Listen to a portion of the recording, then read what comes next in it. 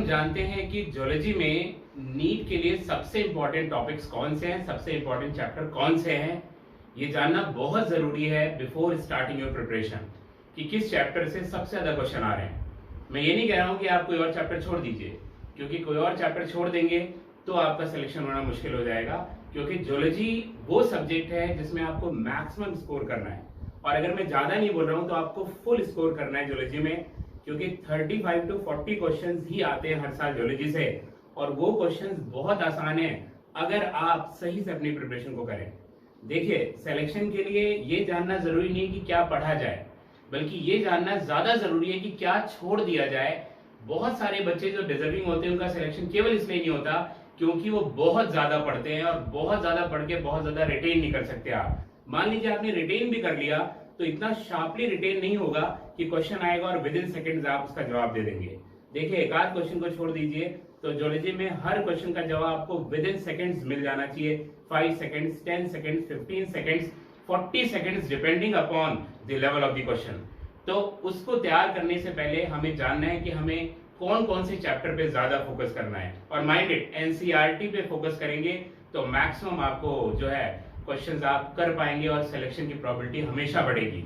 In spite of that कि आप बहुत सारी मार्केट में बुक्स हैं, आप उन्हें ले लेते हैं, उनसे एक्स्ट्रा चीजें पढ़ते चले जाते हैं, उनका कोई फायदा नहीं होता। वो आपकी केवल नॉलेज बिल्डअप करती है पर आपको सिलेक्शन नहीं दिलाती। तो सिलेक्शन के लिए फोकस स्टडी करनी चाहिए। तो अगर हम बात करें ज्योलॉजी में तो सबसे ज्यादा क्वेश्चन जिस चैप्टर से आते हैं वो होता है यूनिट रिप्रोडक्शन। ह्यूमन रिप्रोडक्शन से हर साल अराउंड 4 क्वेश्चन आते हैं और 2 क्वेश्चन आते हैं रिप्रोडक्टिव हेल्थ से। इसका मतलब टोटल 6 क्वेश्चन हो गए रिप्रोडक्शन यूनिट से, और ये मिनिमम है माइंडेड, क्योंकि पिछले 10 सालों में अगर हम देखें तो 44 क्वेश्चन केवल ह्यूमन रिप्रोडक्शन से पूछे गए और 20 से ज्यादा क्वेश्चन वो रिप्रोडक्टिव हेल्थ से पूछे गए। दैट मीन्स कि minimum 6 question are asked from human reproduction. इस यूनिट से मिनिमम 6 क्वेश्चन पूछे जाते हैं। 6 4 24, दैट मीन्स 24 नंबर आपके कहीं नहीं गए अगर आप ये चैप्टर पढ़ते हैं तो, जिससे सबसे ज्यादा क्वेश्चन आते हैं क्लास 12th के सिलेबस में से।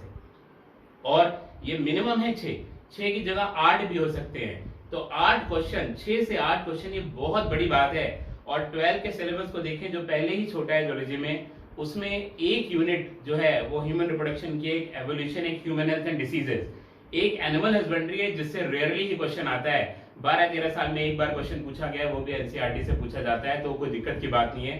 3 यूनिट हैं, तीनों यूनिट को अगर आप टाइम देखिए तो 33% देना होता है। मगर अगर क्वेश्चंस की बात करिए तो सबसे ज्यादा क्वेश्चन कहां से आता है? रिप्रोडक्शन यूनिट से, और वो 6 से 8 क्वेश्चन है।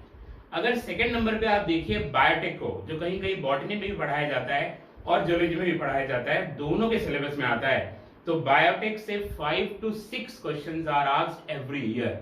तो बायोटेक जो बहुत छोटा चैप्टर है as compare to reproduction unit को आप देखिए और बायोटेक को देखिए तो बहुत छोटा है, आधा टाइम भी नहीं लेता, 1/4 टाइम लेता है खत्म होने में। वहां से भी 5 से 6 क्वेश्चन पूछे जाते हैं। तो अगर आप देखिए पूरे 12th में से अगर 16 to 18 क्वेश्चन आते हैं तो उसमें से 6 क्वेश्चन रिप्रोडक्शन यूनिट से और अराउंड 6 क्वेश्चन बायोटेक से आते हैं।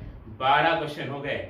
18 में से ऑन एन एवरेज 12 क्वेश्चन केवल ही रिप्रोडक्शन यूनिट और बायोटेक में से आते हैं। अगर आप इस पे फोकस करेंगे तो डेफिनेटली आपको मैक्सिमम बेनिफिट मिलेगा, क्योंकि बचा हुआ एवोल्यूशन है जिससे 2 से 3 क्वेश्चन आते हैं, कभी कभार 1 क्वेश्चन भी आ जाता है।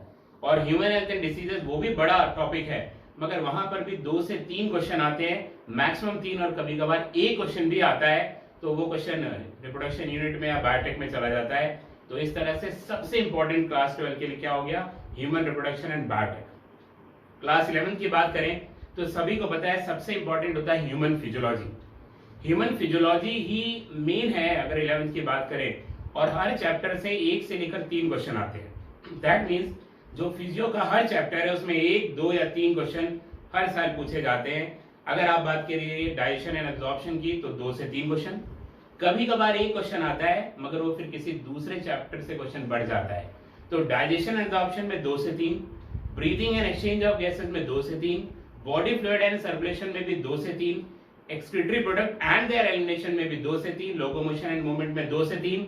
न्यूरल कंट्रोल एंड कोऑर्डिनेशन बड़ा टॉपिक है क्योंकि उसमें सेंस ऑर्गन भी आता है अपार्ट फ्रॉम नर्वस सिस्टम। तो वहां पर अगर आप देखिए तो एवरेज 3 क्वेश्चन आप मान सकते हैं। और उसके बाद केमिकल कोऑर्डिनेशन एंड इंटीग्रेशन से भी 2 से 3 क्वेश्चन। तो आप मिनिमम भी अगर क्वेश्चन ले रहे हैं ना, तो around 14 to 15 question human physiology से आता है, जो बहुत बड़ा पोर्शन है। अगर ज्यूलॉजी की बात करें, वहां कंसंट्रेट करना है। ज्यादातर क्वेश्चन आसान होते हैं, एनसीईआरटी से होते हैं। कभी कभार कुछ क्वेश्चन बियॉन्ड द एनसीईआरटी आते हैं, पर वो एलॉबरेशन ऑफ एनसीईआरटी होते हैं और कुछ नहीं होते। ऐसा नहीं होता कि एकदम कहीं से भी उठा के पूछ लिया, ऐसा नहीं होता। वो रिलेटेड होते हैं हमेशा एनसीईआरटी से। तो एनसीईआरटी में फोकस करके वो भी सही कर सकते हो। ह्यूमन फिजियोलॉजी के अलावा एनिमल किंगडम जो बहुत बड़ा टॉपिक है और इंस्टीट्यूट्स में बहुत ज्यादा एलॉबरेट करके पढ़ाया जाता है, टीचर्स बहुत ज्यादा पढ़ा देते हैं, बच्चा बहुत एग्जाम्पल याद करता है, पजल्ड हो जाता है उसी चैप्टर में, शुरू उसी से करता है और उसका पूरा एंथुसियाज्म खत्म हो जाता है और एवरेज क्वेश्चन एक आता है। बहुत आ गया तो 2, अगर हद से हद बहुत ज्यादा है तो 3, पर वो अक्सर होता नहीं। तो एक क्वेश्चन के लिए हम बहुत ज्यादा पढ़ते हैं और बाकी क्वेश्चंस के लिए कम पढ़ते हैं। तो टाइम को वाइजली डिवाइड कीजिए, ताकि जहां से ज्यादा आता है उनको थोड़ा ज्यादा टाइम दीजिए एज कंपेयर टू उन चैप्टर्स को जहां से क्वेश्चन एक आता है। गलत भी हो गया तो फर्क नहीं पड़ता। पर एनिमल किंगडम को बच्चे जब तैयारी शुरू करते हैं, अगर 1 साल का कोर्स कर रहे हैं तो 2 से 3 महीने 4 महीने पढ़ते रहते हैं। आप बताइए अगले 10 महीने में बचे हुए कितने महीने हैं? 10 में से 6 महीने, उसमें सारा कुछ से पढ़ना होता है और वो ज्यादा इंपॉर्टेंट होते हैं। इसके अलावा 11th में और क्या बचा? एनिमल टिश्यू या मॉर्फोलॉजी ऑफ एनिमल्स, जहां से एक क्वेश्चन आता है और हमेशा कॉकरोच से होता है, या टिश्यू से भी आ सकता है। तो टिश्यू सिस्टम वो फिजियोलॉजी में ही आ जाता है। तो इसका मतलब एनिमल टिश्यू या मॉर्फोलॉजी ऑफ एनिमल से 1 question and that is asked from cockroach. और हर साल एक क्वेश्चन जरूर आता है कॉकरोच में से।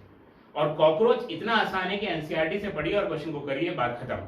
एलॉबरेशन करना ही नहीं होता जनरली, पर थोड़ा एलॉबरेटेड पढ़ लेंगे तो आपके लिए फायदा होगा। इसके अलावा बचा बायोमोलिक्यूल, जो बॉटनी और जूलॉजी दोनों में अलग अलग जगह पढ़ाया जाता है, अलग अलग टीचर पढ़ाते हैं। मगर बायोमोलिक्यूल में 2 से 3 क्वेश्चन आते हैं। अगर मैक्सिमम आएंगे तो 3 आएंगे, वरना 2 के करीब क्वेश्चन उसमें से आते हैं। तो ये सारे क्वेश्चन हो गए 35 टू 40 क्वेश्चन जो जूलॉजी में से पूछे जाते हैं। तो आप इसको समझिए और वाइजली इसको पढ़िए। आगे आने वाले जो मेरे सेशंस होंगे उसमें मैं आपको बताऊंगा कि एनसीईआरटी को ठीक से कैसे पढ़ा जाए, एग्जैक्टली क्या क्या चीजें पढ़ी जाए, वर्ड्स को कैसे याद किया जाए, कौन सी लाइन कौन से वर्ड पे फोकस किया जाए कि हमारा एक भी क्वेश्चन गलत ना हो। उसके लिए आप जो है वीडियोस देखते रहिए। Okay, thank you very much.